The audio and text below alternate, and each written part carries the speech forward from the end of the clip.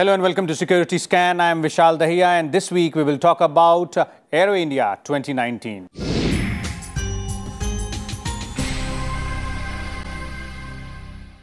12th edition of Asia's biggest air show, Aero India 2019, is underway in Bengaluru, showcasing aerospace measures and their technologies and products, which include helicopters, fighter jets and transport aircraft. Along with 403 exhibitors, 61 aircrafts, which include LCA Tejas, Sukhoi 30, Rafale, F-16 Fighting Falcon, FA-18 Super Hornet, F-21 and the mighty B-52 are also part of the show. HAL's light utility helicopter, light combat helicopter, advanced light helicopter Rudra and advanced light helicopter medical intensive care unit are also on static display at the show. With policy initiatives like 100% FDI in defense manufacturing, Defense Offset Policy 2016 and relicensing of defense items, India is wooing the investors with the aim to give a big push to Make in India initiative.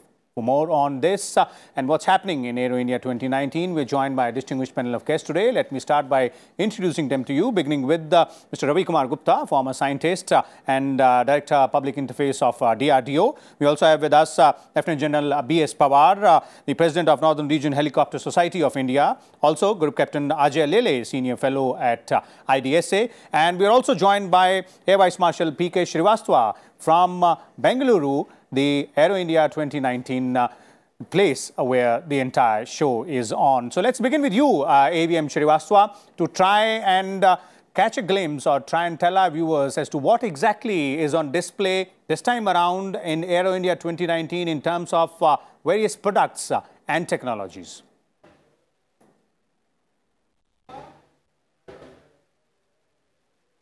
So Vishal, let's start our discussion by paying tribute to our great or ace fighter pilot whom we lost before the Aero India show started. But the spirit he has left behind has kept the Aero India going in an upbeat mood. There is thunder in the sky and there are a lot of vibrations on the ground for technology, for tie-ups and for trade. Now, you already have mentioned about the aircraft which are on display, and very frequently they are in the sky trying to showcase what exactly it means to have the air power. But if we come to the part of technology or tie-ups, I find here that this time around, because I have been visiting Aero India show since it was conceived in a very scratchy fashion in 1996.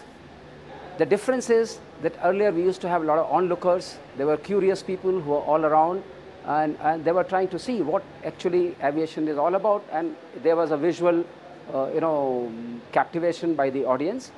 But this time around I find that the fluff, or we call it chaff from business perspective, is out, and there are more people who are into meaningful business discussions. Also, I noticed one thing, that what we started as Make in India or Skill India program, now the discussions or the sense of the mood I get here is the discussions are centering around how we are going to Make in India with the tie-ups we are going to have. And I think that's a great booster for the Indian aerospace defense sector. Okay. And if you allow me to quote, then there are some like, L&T has tied up with MBDA for making a product which is a missile, which is Mika. Tatas have tied up with Lockheed Martin. For F-21. And Lockheed Martin is now offering F-21 specially made for India and instead of F-16.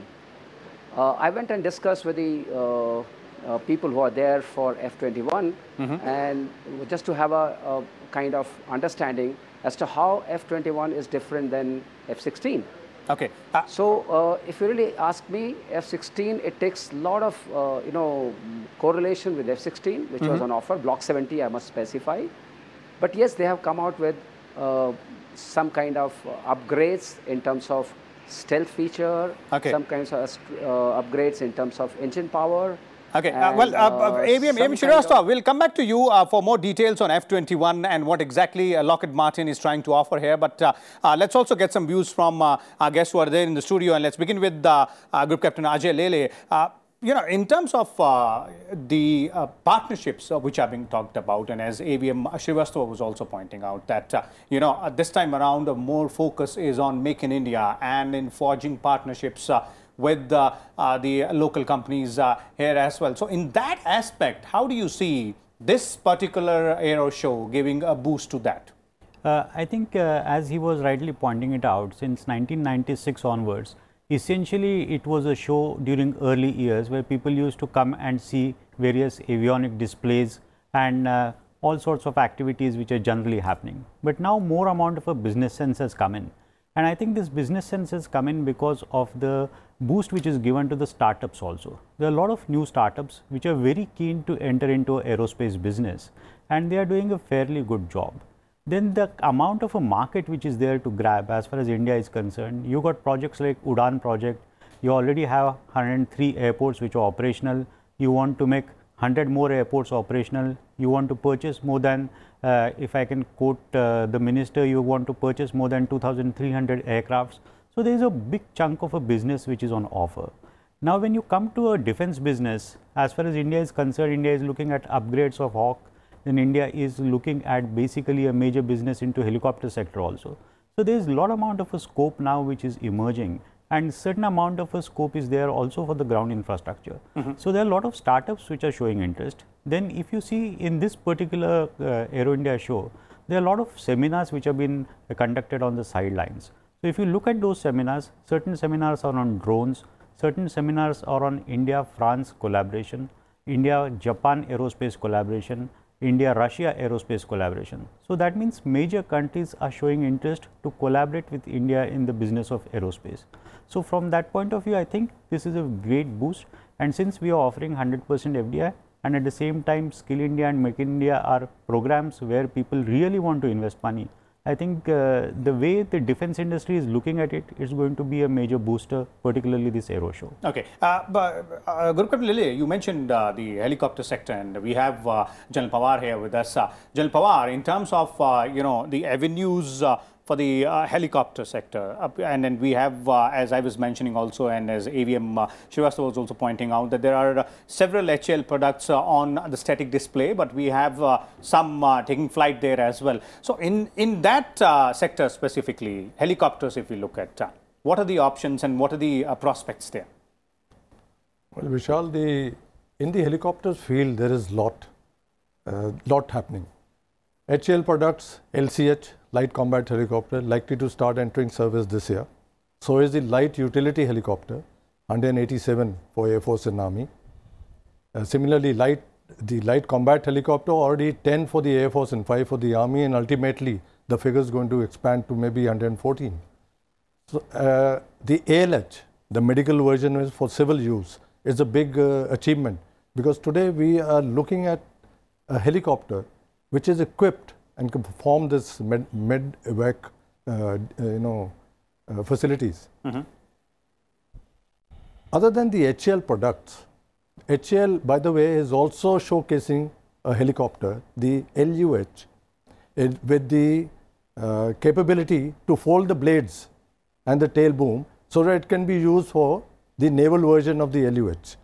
Now there are the RFP or the DAC is already approved, 111 helicopters in the NUH, Naval Utility Helicopters, and 123 in the Naval Multi-Role Helicopters, which is a large figure, which is going to come.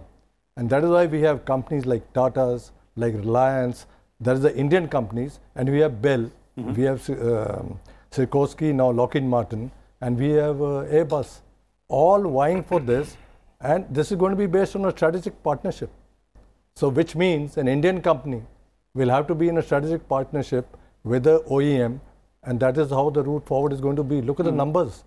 So there is a lot at stake here in the helicopter industry. And the numbers are quite encouraging as well in terms of both demand as well as what is on offer. Mr. Gupta, in terms of new technologies and innovations, as well as Mr. Lele was pointing out that there are seminars on the sidelines specifically on drones as well, something the unmanned aerial vehicle, something which we are looking forward to. So in those aspects, drones, UAVs or some other future technologies, DRDO has a lot to offer.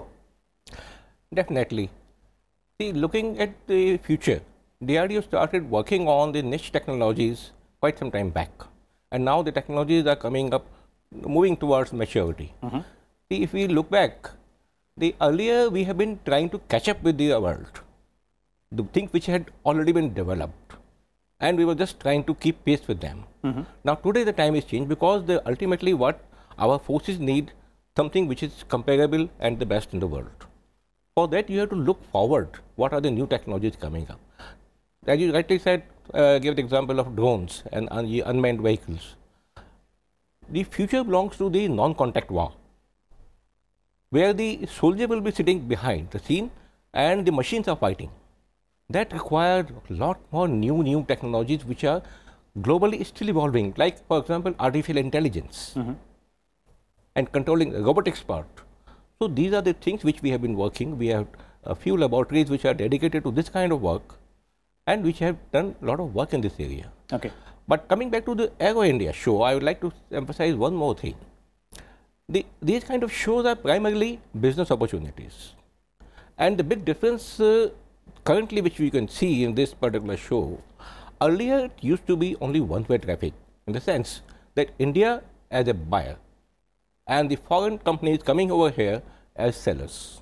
Today it is becoming more of a kind of a collaborative thing, rather just a market, that more opportunities for collaborating with the outside world and taking quantum jump in the technologies. Of course, DRDO is working on a large number of technologies, but then the world is too large. And you cannot be working in a country like India with limited funds and limited resources. You cannot be working on each and every technology in the world. So the entire world, nobody in the world produces everything within that particular company or within the particular country. Okay. Even the US or the top companies like Lockheed Martin and Boeing, they are importing many things even from India. The companies are sitting in India and they are supplying as a OEM those parts to them. Okay. So there are a lot of technologies, and we'll have to keep our eyes open for them. Let's bring in A.M. Srivastava again. A.M. Srivastava, you're talking about how F-21 is being offered by Lockheed Martin in collaboration with Tata's, and Group Captain Lele was also pointing out that this time around there's a lot of talk about collaborations and joint ventures, as well as foreign companies along with Indian local companies going ahead together and manufacturing new weapons, new platforms as well. What are the salient or larger, bigger ones in terms of names and equipments as well, which you are hearing out there?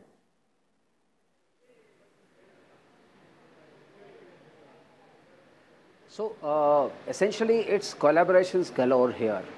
If you really see across the segment, larger companies, MSMEs, to quote few, like Adani is going with Elbit for UAVs, as was mentioned by the general, and other thing. Mahindra is going very strong with Airbus for helicopters, and Tata is also going with for helicopters with Sikorsky. So there are collaborations growing really galore. And second thing which I must bring out, that across the MSME, if you see the companies which are in the middle segment, like Wipro Infrastructure, they are doing the additive manufacturing. That's 3D printing. That's very important for complex manifolds and complex parts of the aircraft. And the process engineering is getting, there is an exchange of technology processes, process engineering, and the threshold technologies. Well, yes, A.M. Srivastava will go back to him, but Captain Lele, specifically if you look at what A.M. Srivastava was pointing out in terms of other options, other avenues, just like F-21. Earlier it was F-16 which was being offered by Lockheed Martin. They have improved upon it. They're saying that it is a India-specific, fighter jet we are now developing. So these kind of offers specifically designed for Indian Defence Forces, lucrative ones as well. They look lucrative, but these are the ones wherein we can go ahead and cash in on and try and find out, if we can have more people coming around and giving us better technologies and better products. I think definitely, because you see, Lockheed Martin understood that we are rejecting F-16, particularly when the MMRCA thing was on, basically because of the problems with the airframe, because we were not happy with the airframe, because we thought that for the future we will not be able to sustain with this sort of a airframe design. So now they have made those changes. As far as particularly F-21 is concerned, they have decided that they will make it specific to Indian Air Force. So that's what the thing which they are offering. They are planning to collaborate with Tatas. They are looking at a figure of around 110 aircrafts over here. What is important over here is that they have understood that India is not only a big market, at the same time India is looking at things not only from a buyer-seller point of view. So now India is expecting that certain amount of a technology transfer will happen, certain amount of knowledge sharing also will happen. Because if you look at it, Lockheed Martin is pitching it at the backdrop of US-India industry collaboration group. So definitely there is more to it. The design is specifically right now on the drawing board. So let's not think that tomorrow aircraft will be there. So there are lots of ifs and buts, but at least now the stage has come that somebody is designing, particularly in the aerospace sector, basically for India's requirements. From India's perspective. Yeah, exactly. I think that's a big jump over here. Okay, General Pawar, similarly, if you look at the helicopter sector, and earlier you mentioned that there are a lot of, opportunities there as well in terms of our requirements as well as in terms of what, the defense majors have to offer. First, before I get to that, I just want to finish off the UAVs. One of the most significant things happening in this Aero India show is Drone Olympics. Yes. Now, that is a very interesting thing. I mean, I find that 3 categories: surveillance, weight dropping, and formation flying. I was away to USA and I saw 4 drones with just amateurs making them do formation flying when I went for a walk in the evening. Now that is what the startups, which out of the 121 they have selected 25 of them, and that was to happen today. Let's see what has happened. That's a very interesting fact. We must not forget that this is the first time a sort of a competition has been put where the prize money is 38 lakhs. So big push to the startups. Big push to the startups in the UAV market, where the Indian forces itself, Indian military itself is looking at almost 3,000 to 5,000 small UAVs. So that is, I just wanted to highlight that. That is one of the, I find that is a very significant development here. And from the helicopter segment perspective? Now, helicopters, there are also rotary wing drones. I think it's a very, very important thing, especially when we have, hardly any helicopters available today for our ships. UAV, rotary wing UAV is a very important segment. But when you talked of helicopters to suit our requirements, I think HAL needs to be complemented here in one area, and that is the helicopter. The LCH that they have made, the attack helicopter, is capable of operating in high altitudes, and it's the only attack helicopter today who can do that. Okay. So, which is a great achievement. Okay. But at the same time, the helicopters that we are going to now do in collaboration, imagine for the Navy 111 and 123 is no small number. What we are going to get for the Army, it's already in the process, the CAR 226 and the 187 LUH. But this, the collaborations, this is where I'm saying, a lot of work is going on in this Aero India as to finally who's going to get this as a strategic partnership between the Indian company. And like we said, those companies were named by Srivastava. They are there. I think this will be a big takeaway. What is the final outcome of this for making in India these helicopters required for the Indian Navy? Okay, let's bring in Mr. Gupta on the issue of drones and unmanned aerial vehicles. General Pawar mentioned the Drone Olympics and this being a big draw as far as this particular Aero India 2019 is concerned. DRDO has done a lot of work, HAL has done a lot of work in terms of unmanned aerial vehicles. So how do you see the startup initiative in that particular sector moving ahead? Because that requires a lot of focused attention, and looks like this time around a lot of attention has been shifted to drones as well. Definitely it was expected, because as I said that the warfare of tomorrow is based on drones and robotics. So a lot of attention is being paid in this area. Now, what will happen if as you mentioned about the Olympics, this will help many new companies come up. And I have been in touch with many of the students in IITs and other institutions. They have been doing wonderful work. This is an area where there are unlimited opportunities for innovations. So you cannot depend on just one or two companies or particular one or two organizations. These organizations and the companies have to help these new innovations come up. Okay. Now, another thing is that our country has been lacking. As you said, there was hardly any industrial base over there. The last about 30 years or so, the small SMEs and MSMEs started coming up and the base started building up. Now, today there is a need for a quantum jump in this area, and this kind of competitions and the events, they will greatly help in allowing these new ideas and new companies to come up. Okay. And become the tomorrow's tier 1, tier 2, tier 3 companies. So a lot of technological changes, and the smaller companies will have the opportunity to go ahead and make themselves seen and heard as well. Gupta, Lele, in terms of Make in India initiative, how do you see the entire collaborative approach, bringing that much required push and the boost to the overall Make in India policy in the defense sector? I think as far as the defense sector is concerned, there is a big market which is out over there to grab.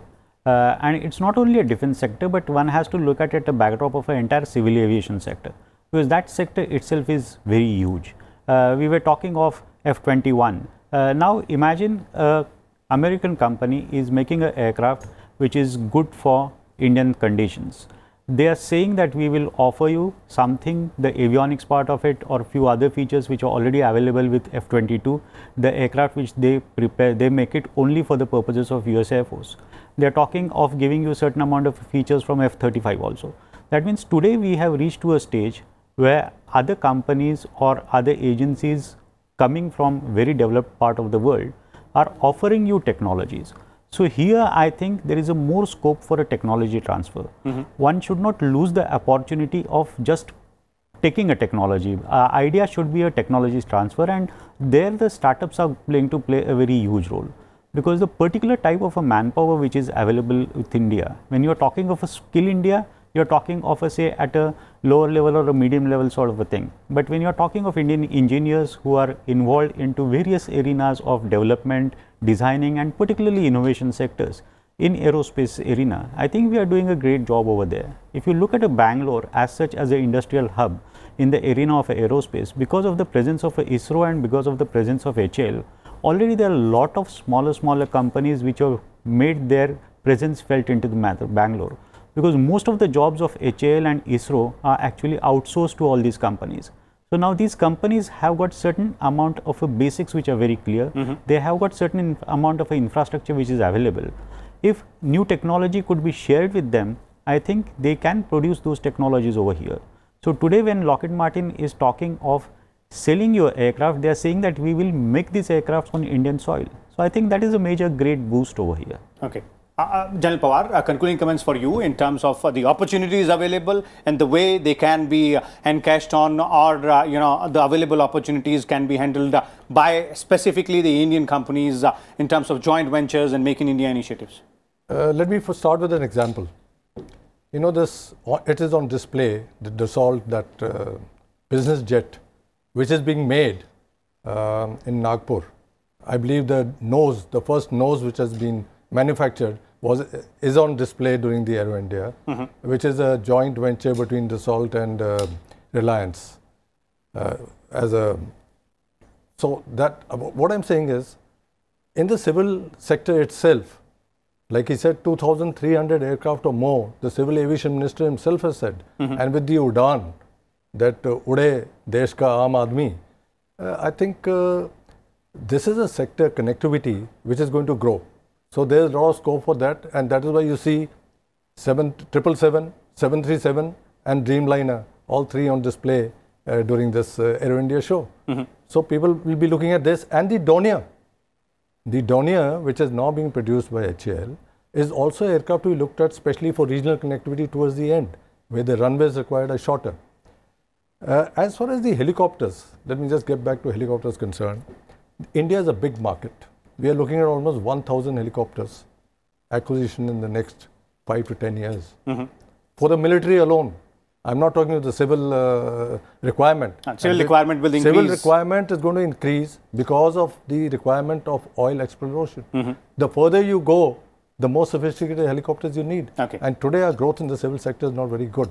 And if we have these collaborations, these have got, most of these helicopters, if we start constructing, especially the ones which are go for the naval, the NMRH category, which will be twin engine, which will be a helicopter which can be also used in the civil. Okay. So clearly, as our panelists have pointed out, that there are a lot of opportunities, a lot of avenues, both in the defense sector as well as the civil aviation sector, and the technologies and products on display in Aero India 2019 are definitely something to watch out for, with a lot of focus on collaborations and the Make in India initiative. We'll come back again next week with a different topic and different set of guests. Till then, keep watching Rajya Sabha Television.